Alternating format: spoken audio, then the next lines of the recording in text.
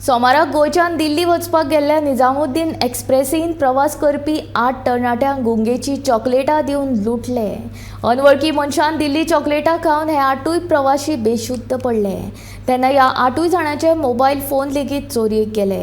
Train Belgaum पावता म्हणसर ही घडणूक रेल्वे पुलिसांच्या लक्षांत आयली आनी तांणी ह्या 8 प्रवाशांक उपचारा खातीर बेळगांवच्या जिल्हा हॉस्पिटलांत दाखल केले।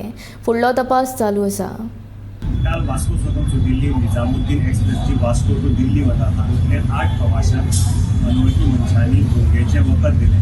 ही वखद जे आशिल्ले ते चॉकलेटी भितर घालून दिले आनी हे बेशूद जावन पडले आनी तांकां लुटपाचो प्रयत्न जालो। जेन्ना आरपीएफाक मेळालो पावपाच्या आयल्यान आरपीएफाच्या लक्षांत आयलें की अशे 4 जाणां भोंगेचे वखद घाला आनी ते बेशूद जावन तांणी दोतोराक आपयले आनी तांकां रोखडेंच बेळगांव पावतकीर तांच्या जिल्हा हॉस्पिटलांत एडमीट केले।